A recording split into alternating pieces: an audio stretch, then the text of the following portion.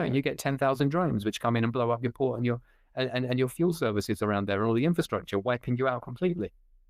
That's already now existing as military technology. So Trump's taken one step forward and one step back vis-a-vis the merchant marine and China, because, at the moment we still have China with strong hands on rare earths and industrial supply chains, etc. But, pivoting back to Venezuela and everything, all that we're seeing is Trump attempt to build cards as leverage in terms of supply chains against China to say to them, while we decouple from you and reindustrialize and build up alternative supply chains, if you cut us off from XYZ, so, we're like in a COVID crisis overnight, we'll cut you off from ABC. It's a balance of terror. Well, I think, okay, I don't want to forget to ask this next question, but I do want to follow up on a point you just made. And I think a lot of people with regard to Venezuela think that the United States is going in to steal the oil.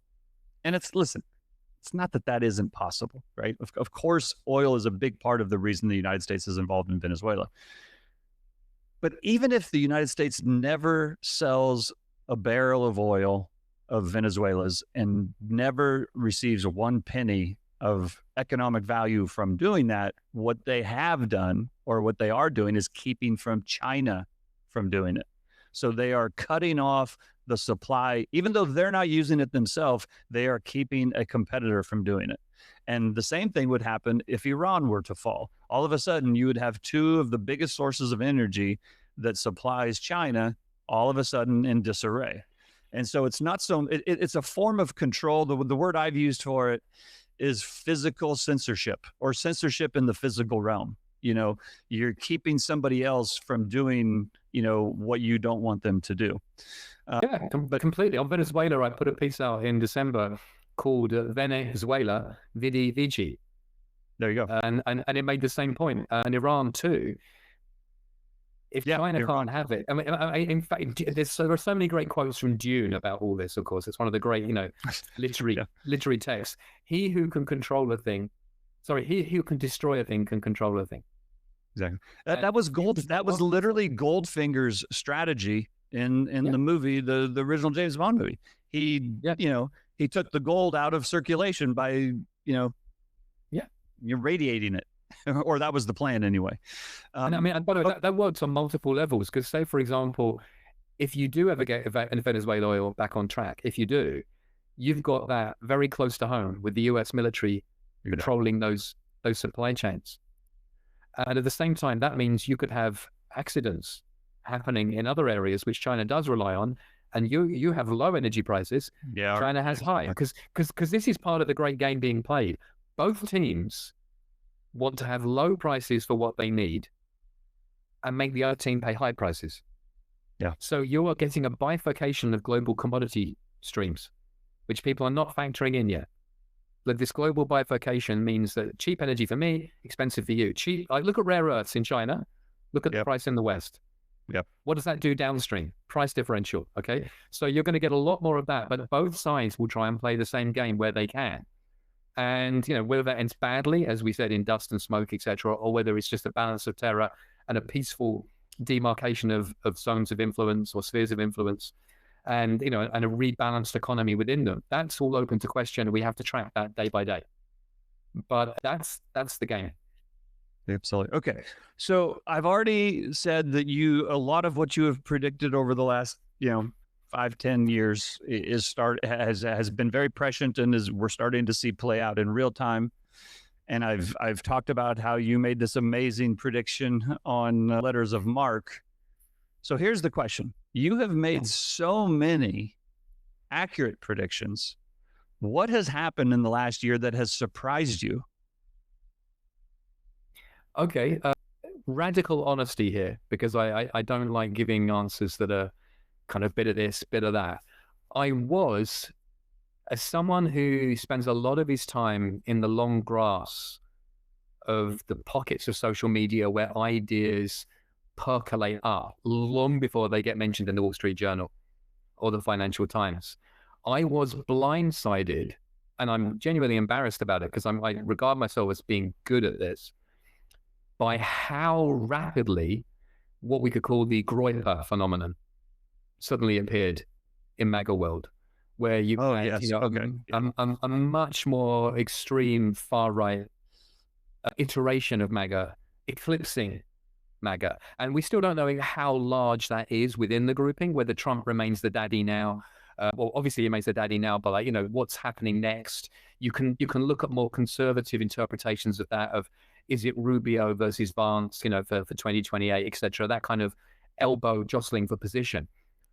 But it was a surprise to me to see how a coalition that looked like it was lining up to be able to force through reverse perestroika against a very, very strong opposition in terms of the entrenchment of an anti-Trump Gorbachev, a coalition within the U.S. economy as a whole, or the political economy, suddenly starting to tear itself apart at the margins, as we've previously seen on the left.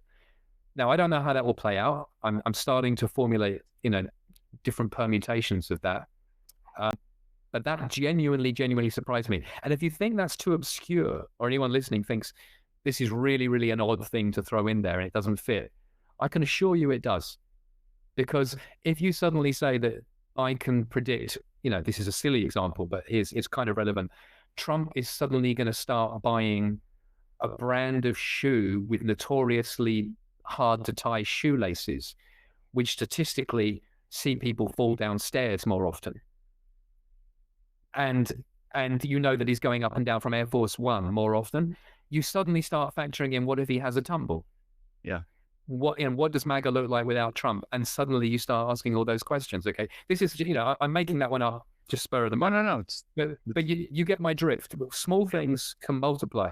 And this isn't actually a small thing. If that political coalition fractures, potentially you start opening up the what if for 2026 of the midterms. And for 2028, the what if you get Gavin Newsom as president, for example, purely random.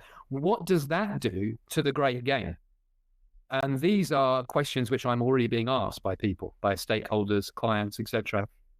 And we don't have to unpack that now because it's a whole different topic, but it does contain a series of very, very different answers to the ones that you might otherwise have put forward in some respects. Some are the same and some are very, very different.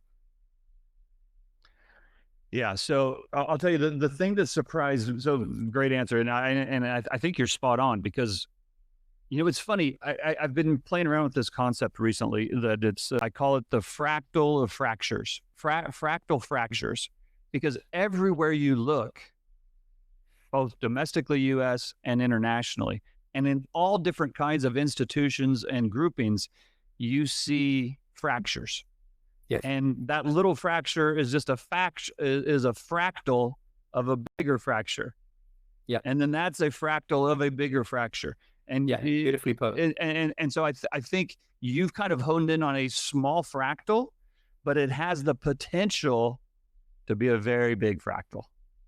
And especially as we move towards the midterms and then the next election.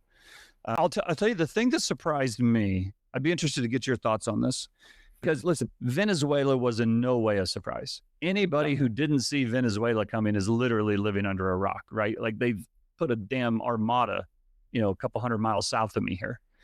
It's very obvious what was going to happen, but the way that it happened was surprising to me. And I'll tell you why. I mean, it was very clear something was going to happen. It was very clear there was going to be an attempt at a minimum of regime change.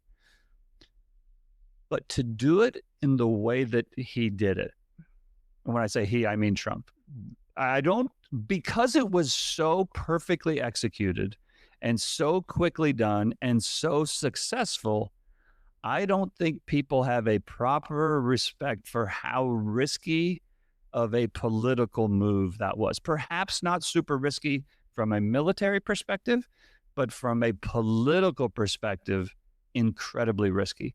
Because they literally put boots on the ground in a foreign country that is allied with two of our biggest enemies or adversaries without congressional approval. If even one U.S. service member, let alone 2, 3, 4, or 5, had been shot, injured, or God forbid, killed, I don't know that he would survive that that outcome. When I say he survived, I mean Trump. And so, regardless of whether you think it should have happened or shouldn't have happened, I mean that can be debated forever. You do have to admit that that was a very gutsy call to do it in the way that he did it. Oh, and it's a completely. big win for Trump that it worked out the way that, whether you like him or hate him, that was a big win for Trump. Completely. And look, like yourself, I often find myself having to say, you know, this isn't about Trump per se because he's such a polarizing figure. And to be honest, we should just have it as a disclaimer at the bottom and just get on with it, because otherwise it just goes on and on forever, right? But no, it was a very ballsy decision.